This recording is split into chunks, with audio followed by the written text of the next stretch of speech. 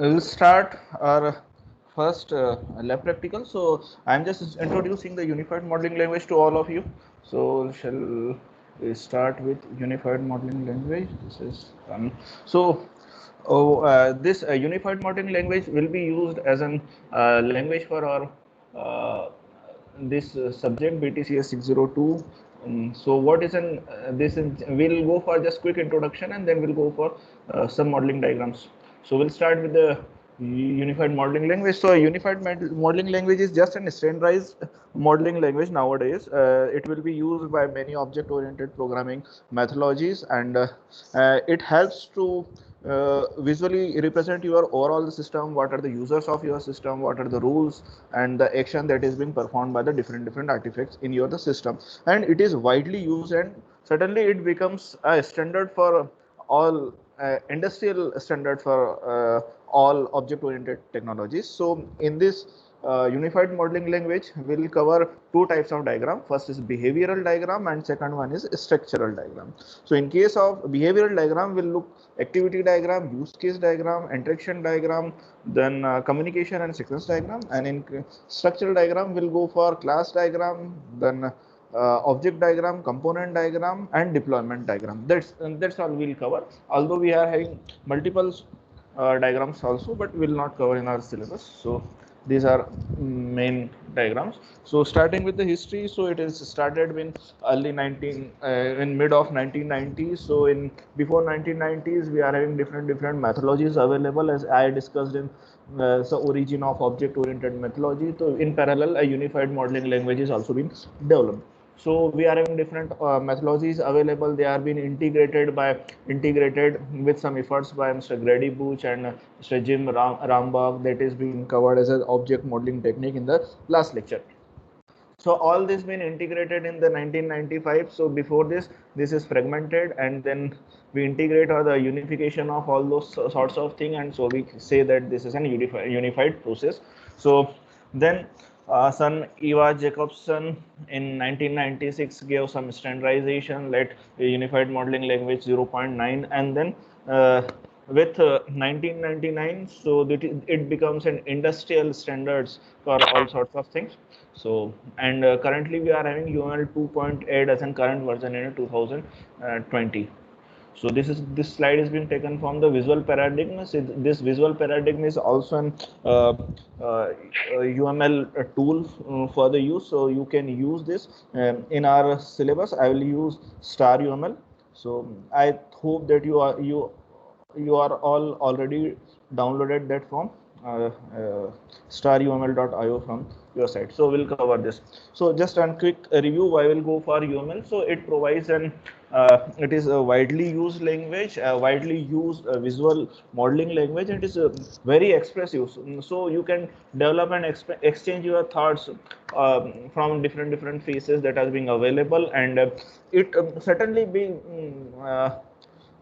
becomes a standard, and it encourages object oriented tools, usage of object oriented tools for development of your information system. So finally it becomes an important part in terms of in the development of object oriented methodology for an development of information systems. So it is now widely used, or we can say that it was widely used. Now we are going for a DevOps, so it is not that much common, but for our syllabus we'll cover this object oriented methodology as a most commonly used programming language modeling language. So this UML uses the unified process for their software development. So in this software development process, you can alternately use a unified software development process or the unified process. So this is an iterative incremental approaches that helps to develop your software. So process model is iterative incremental model. So this has been covered in the last year in the software engineering. So I will not cover this iterative incremental model, but certainly I will include this in different phases of unified process. Then another characteristics is that it is an architecture centric language. So what it means that when we start developing our information system. So we'll start our project by considering the architecture of our system in our as a main objective, and then we'll develop our system all around this. So the main deliverable of this unified process is that you are having an executable architecture baseline. So that will be covered in the elaboration phase. We'll cover in next slide. And it is also the main characteristics is that it is a risk focus. So its focus is on addressing the most critical risk early in the development phase, like in inception phase or in elaboration phase. So we'll cover all major risk in the early phases. So what are the different phases or the project life cycle associated with this unified modeling language? So we are having 4 phases. So first phase is inception phase, as you see in this resource versus transition diagram. So this inception phase is not very small span, and usually it is very small size. So, and although also it takes very much less resources in comparison to all the phases, remaining phases. So it is very small in size. So when we are saying that it is very small size, when we convert it into the this phase into very long time duration, so it is the just an indication that you are giving lots of time to specification instead of going for the fast development. So our spirit of this unified process is that we have to cover this inception phase as early as possible. So we have to complete this in the very small time. So the typical goals for this inception phases are, we have to establish the project artifacts. What are the different project artifacts are available with this our project. Then we'll prepare a preliminary project schedule and cost estimate in this phase, and then we'll check the feasibility of our system, whether what we are trying to do is feasible or not. So in short, we can say that we'll develop an approximate of our system. Then we can make our business cases, we can define the scope of our project, and then we can produce the rough estimate of cost and schedule of our system. So what we are going is that we are identifying the business cases, the scope, and initially we'll develop the estimate and the schedule of our system. So that is of very short span. So we'll not give much time in the inception phases. Then we'll go for elaboration phases. So this is our elaboration phases. So you can see that this is the second longest phase of our project life cycle. So during this elaboration phase, the project team is expected to capture the majority of the system requirements. So the primary goal of this elaboration is to address the known risk factors. We are not covering the unknown risk factor, we are covering the known risk factor, and we establish and validate the system architecture. So main concern is identify the system requirements, again, then go for identifying the known risk factors, then establish and validate the system architecture. So it includes the creation of use case diagram. We'll create use case diagram here with some conceptual diagram like class diagram with some basic notation. So we'll not finalize the class diagram in this elaboration phase. We'll give early class diagram or first or second phases of class diagram here, and then we'll have some package diagram. So we'll certainly find out the boundaries of our system. So the architecture of our system is validated primarily through the implementation of executable. So it will provide the partial implementation of your system. So you can have a early design or the visualization of your system, and we are having a series of small time box iteration over here. So you can see that for the business modeling, we are focusing on the inception phase. That is, we are going to identify the business cases and scope and cost and schedule, while in elaboration phase, in first iteration, we are also going for business modeling. So we'll define finalize our rough estimate, finalize the estimate of cost and schedule. In addition to that, we'll finalize the system requirements in first phase, and then later it will be going downwards.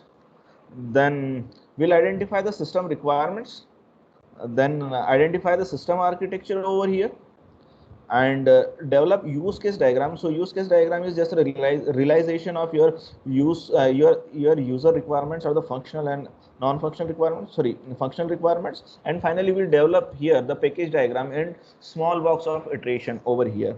So in the final elaboration phase, so this is, let's say we are having only 2 iteration of the elaboration phase. So in case of final elaboration phase, so our deliverable is a plan for the construction phase. So we'll develop a plan how to go for the construction phase. In addition to that, this plan should be accurate and credible.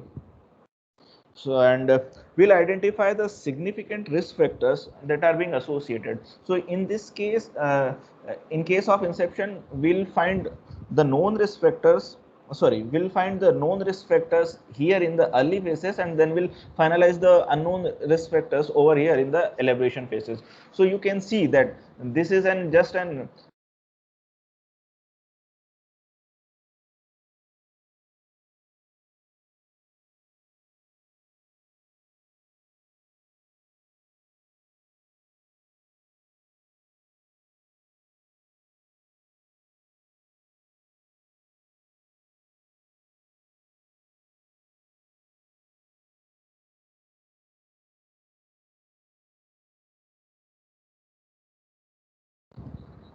मैं थोड़ी देर से बात करूं, मेरी class चल रही है.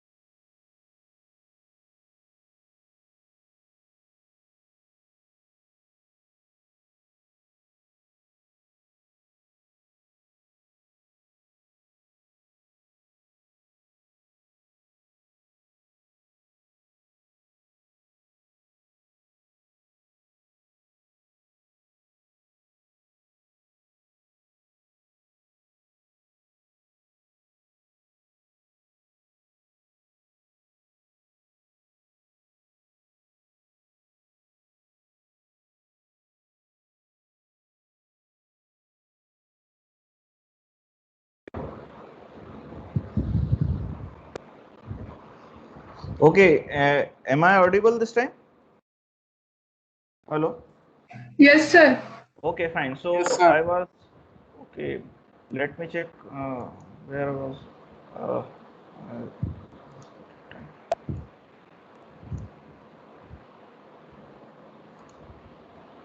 so my screen is visible now. So I had covered the elaboration phases. So you are I was there na during the elaboration phases at the time. Yes, sir. Okay, so then we'll go for the construction phase. So this construction phase is the largest phase of our project life cycle. So in this phase, the remainder system is built on the foundation of the laid elaboration phase. So you can see here, so the construction phase consumes lots of time, as well as the lots of lots of the resources over here in comparison to the other phases. So in this iterative incremental model, what we're doing is that we are having at least 4 or 5 iterations for the construction. So the system features that are being implemented in a series of very short duration of time. So we'll develop very short increments over here, and then in each iteration will release some executable of software here. So the common UML diagrams that we are trying to develop in this phase is activity diagram, then we'll go for a sequence diagram, and then collaboration diagram and state transition diagram over here. So the final construction phase, let's say this is C4. So in case of final construction phase, so deliverable is a software that is being ready to deploy. So then, so in the case construction, in short, we can say that we are ready to release our software. Then in case of transition phase, which is the last step, in this, our developed software or the release software is being deployed to the target users. Then we'll get some feedbacks from initial release that is being developed in the construction phase, and we'll go for the further refinement. So this T1 and T2 are just the refinement of your system. So transition phase includes the conversation with your clients and user training also. So this is the project life cycles for our system. Then we'll start our practical from this. So this is our project life cycle.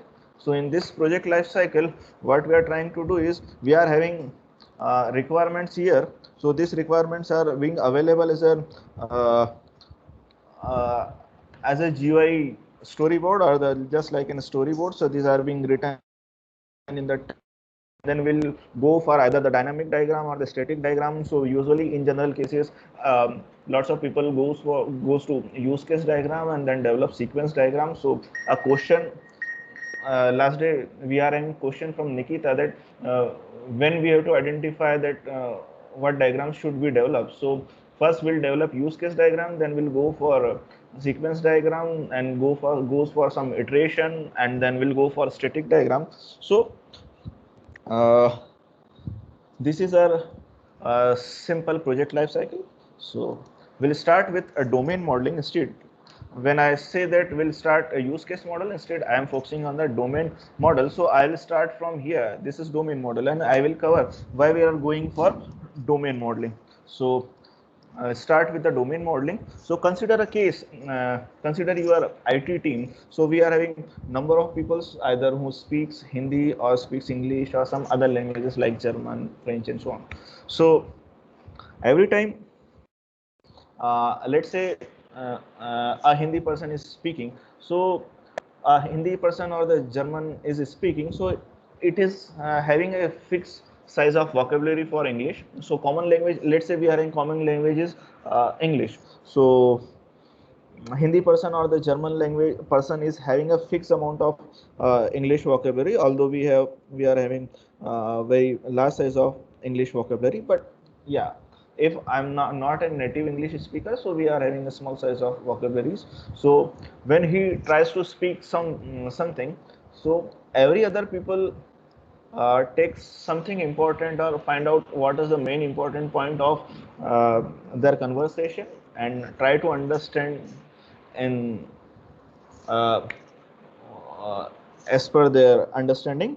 So what is the problem associated with this is that the speaker assume that he tells each and everything, and he is in misconception. So problem associated with this is miscommunication. So when having a fixed size of vocabulary, so I could not give better definition for each and every cases. So in the term, I will use a domain model. So domain model is nothing but it is a live and collaborative artifacts. Why I'm saying that is a live? Because it is refined in each and every phases and each and every iteration of our project life cycle. So it is been live throughout our life cycle. So what is a domain model?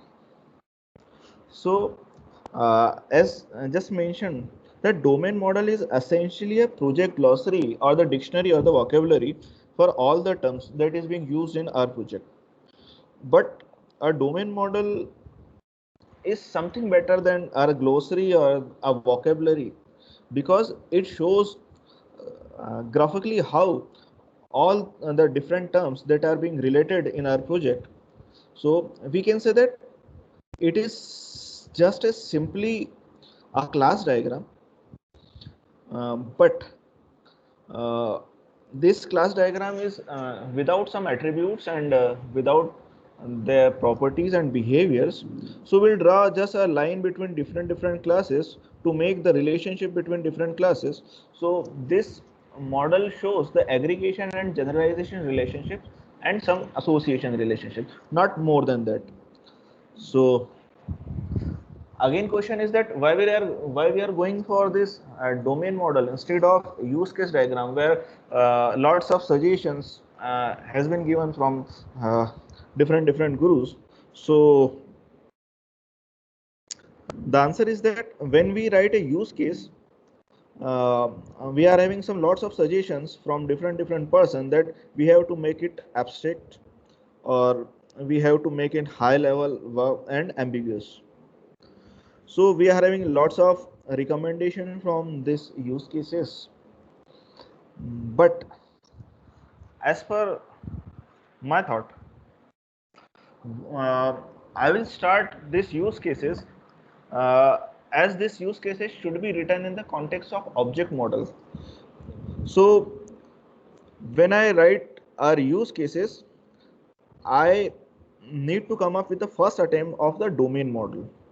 So domain model forms the foundation from the static part of our model, while the use cases give the foundation from the dynamic part. So before going for the dynamic part, I like to cover the static part of our system. So I will start with domain model, that is being static part, instead of capturing dynamic part right from the beginning. So uh, my methodology is I'll start with domain model. So this is my just an answer why I am using the domain model instead of use case in the first as a first diagram. So we are having some guidelines for the domain modeling. So first guideline says that we have to focus on the real world objects. So when we are creating a domain model, we want to show that we have to focus on the real world objects that exist within our real world problem. So we try to organize our software architecture around the real world lookalikes. The real world usually changes very less frequently in comparison to software requirements. In case of software requirements are changes frequently, but in the real world scenario, the changes are very slow. So what we are trying to do is we are trying to focus on the real world objects instead of some our assumptions. Then we'll use generalization and aggregation relationship. We avoid all remaining uh, relationships. Why? Because uh, we have to find out new domain classes. So we will find what is the part of that particular class, or what are the whole part are the is a relationship. So it will give certainly the more abstract form of your system. Then we'll limit our initial domain modeling efforts to the couple of hours. So we'll not give much more time for this domain model. We'll try to cover or finish it in within 2 to 3 years, because we assume that our domain model is usually incomplete, and it provides us a mechanism to identify different use cases. So we'll not give much time, as in case of project life cycle, we'll have a very small size of inception phase. So we'll try to limit it within 2 or 3 hours at max. Then we'll organize our class around the key abstraction in the problem domain. So, and it is usually a very good practice to write your class as an abstraction. So when we are going for domain diagram, so domain model is just in first cut of your class diagram.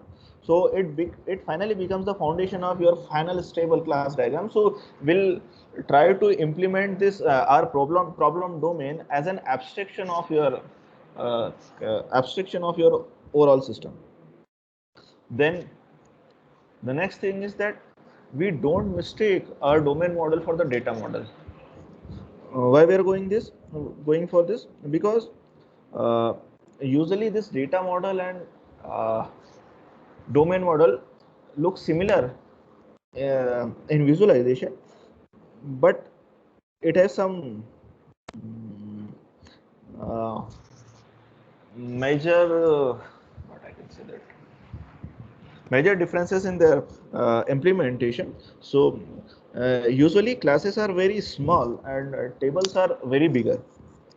So a table may be a relational database that contains a number of things, while classes are uh, designed as an abstraction of your data. So it are usually small. So what we are trying to do is will not correlate your classes with your database. Usually what we are trying to do in implementation, that we are having a database and will create a class for this database. So this is not a good practice. So will uh, not relate this domain model or the classes with your data model or your databases.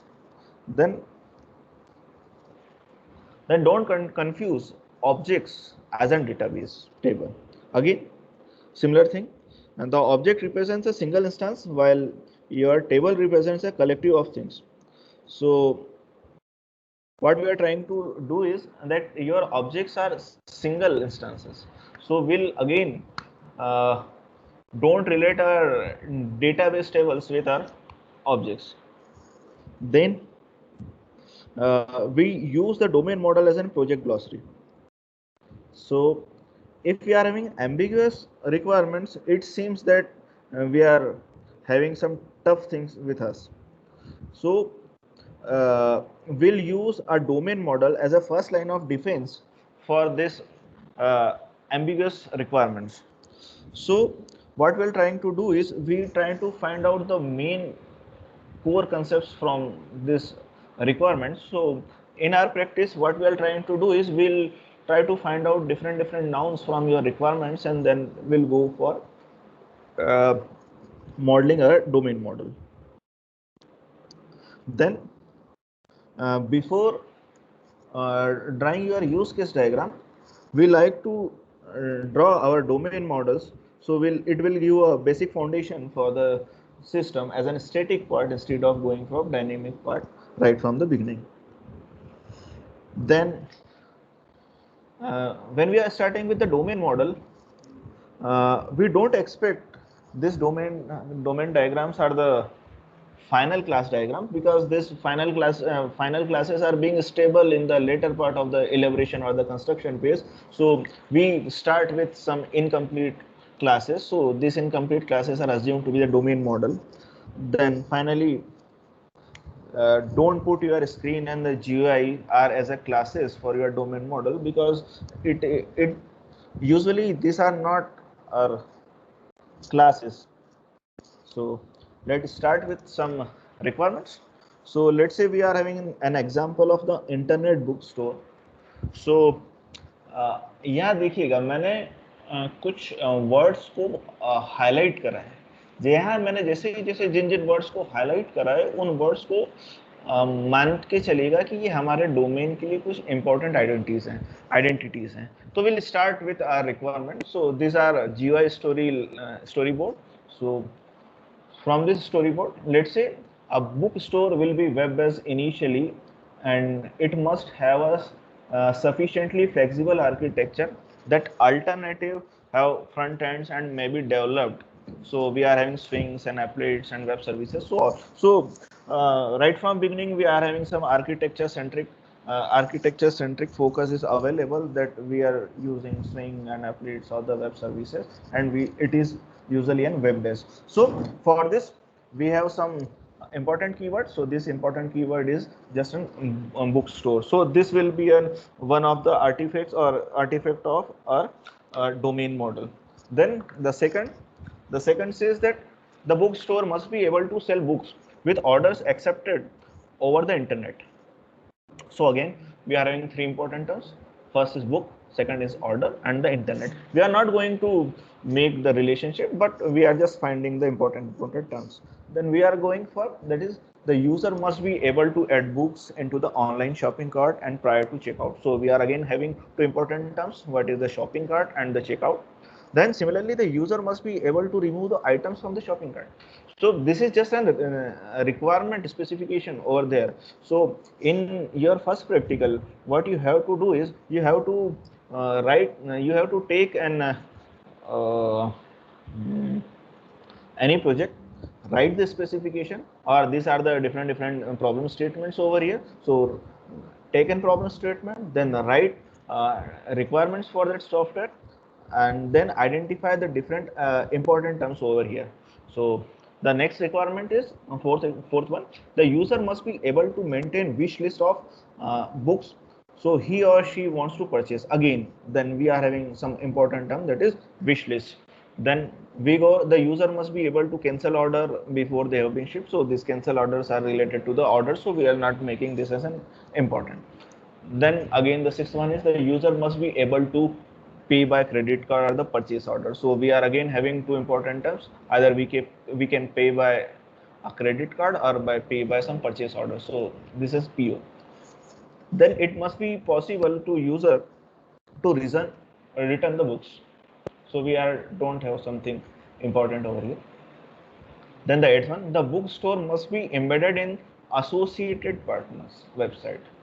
So this is again a new thing or important thing. So we are having some associated partners with our online bookstore like Amazon or Flipkart and so on. So we can have some associated partners using the mini catalogs. Again, we are having some mini catalogs, so we'll provide this mini catalogs to our users or our associated partners, so which are derived from overall master catalog. So we are again having a master catalog and a mini catalog that are stored in the central database. So we are having again a central database.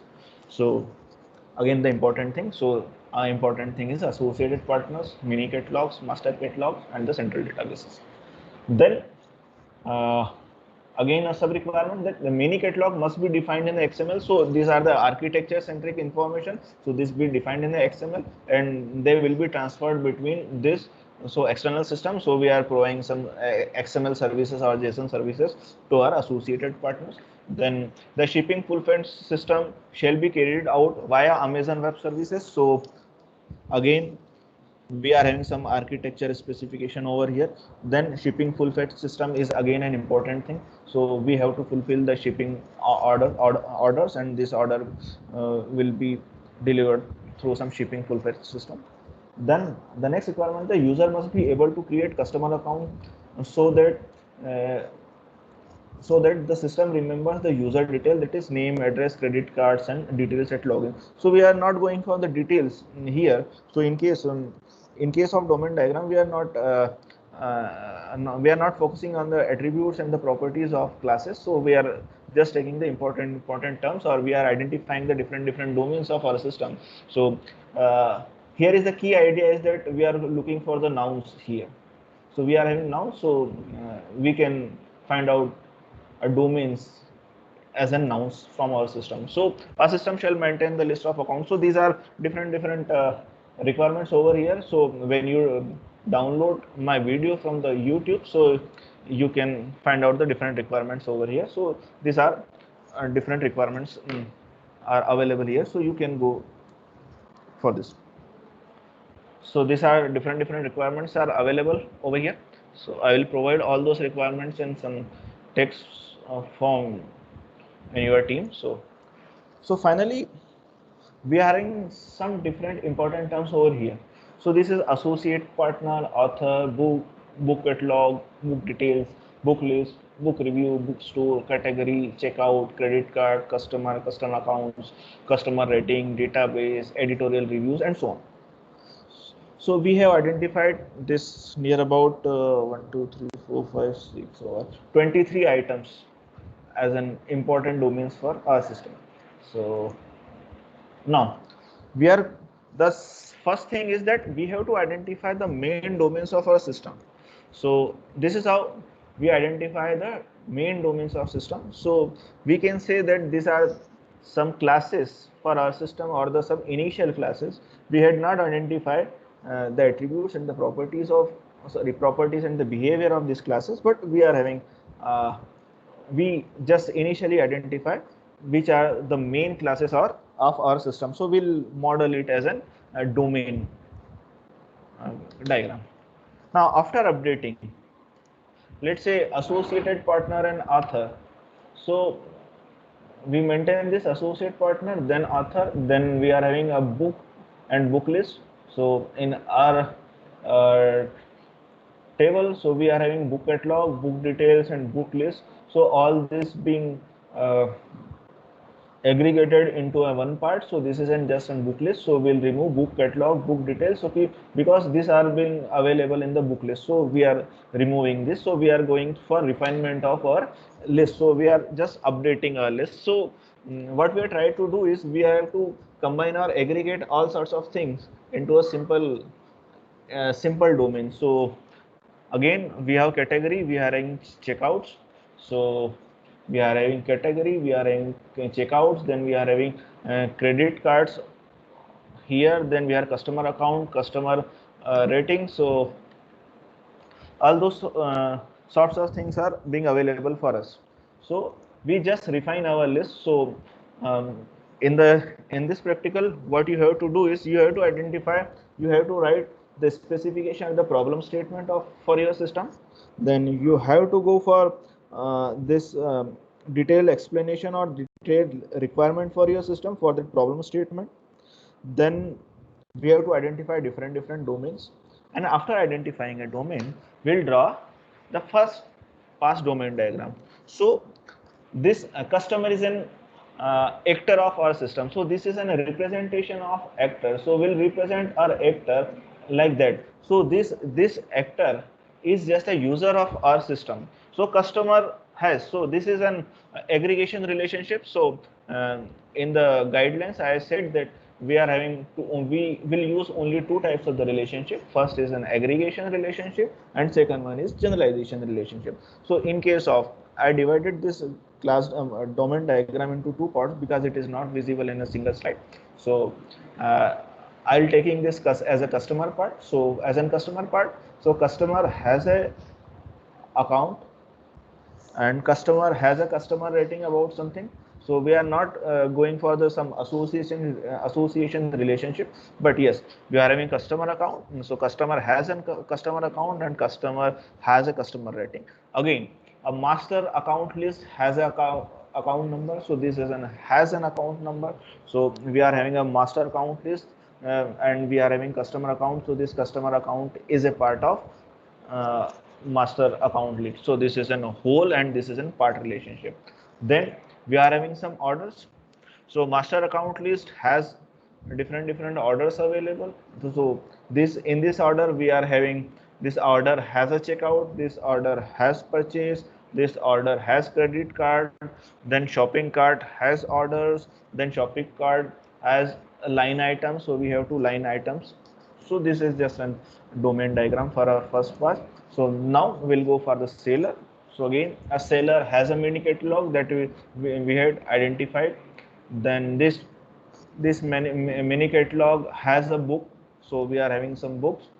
Then so uh, book has a review, then book has an editorial review, a book has a category, a book has an author, so it may have a number of authors, a book list has books, and a search results contains number of books. Then we'll not going for some multiplicity over here. So but we just represent a whole as a part. So search result has a book.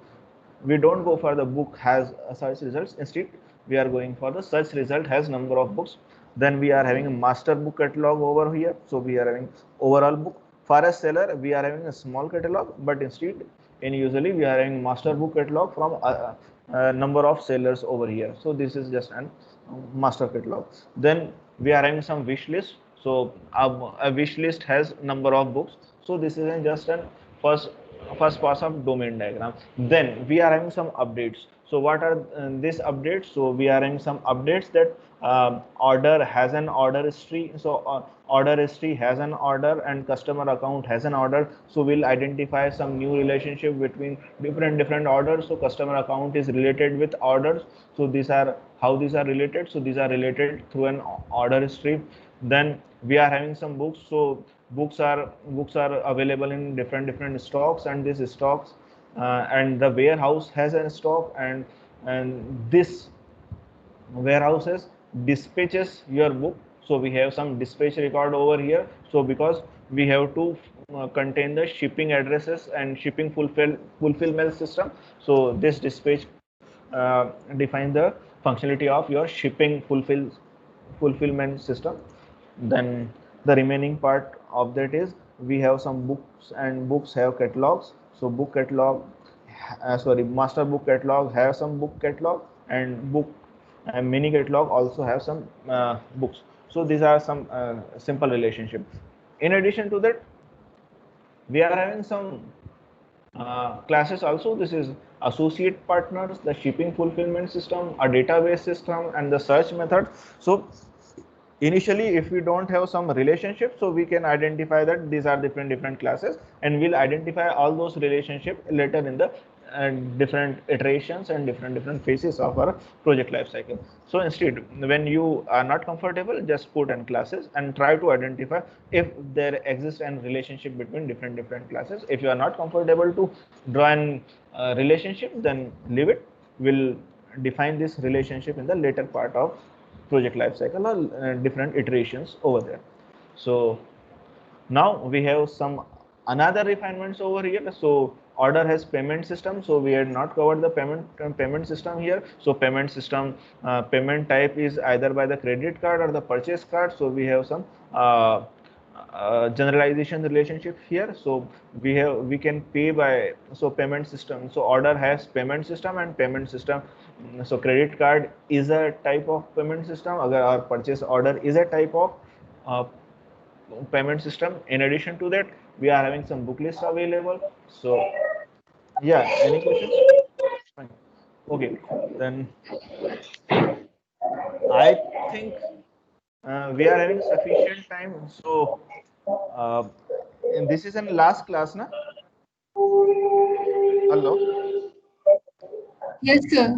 Okay, so मैं 5-10 minute आगे बढ़ा सकता हूँ if you are comfortable. मेरे को सिर्फ domain diagram समझाना है. Okay, fine. So this is a book list. So book list. So we have different classes that are related books. So book list has some related books. So related books is a part of is a book list. So when I'm going is a, so this is a generalization. Then book list, wish list is a book list. Then we have some recommendation list. So this as recommendation list is also a book list. So we have search results that we have to map. So this search result is also an book list. So we have to map overall diagrams over here. So this is just a domain diagram. So in case of domain diagram, either you have some association relationship or you have some generalization relationship, and you have identified the two users of this system. So first user is a customer and another user is seller. Either if you don't have if you can identify this associated partner as a as an actor, so you can draw this as an actor. So we can have different classes over here. So this is just an initial. So we'll not define the attributes or the behavior of these classes. We just put our simple diagram over here. So in next class we'll certainly go for use case modeling. So here we have developed the domain diagram, and then we'll have some use case diagram. So this is from my side, but be patient. मुझको attendance लेनी है, so kindly wait for this. So first I have to stop recording.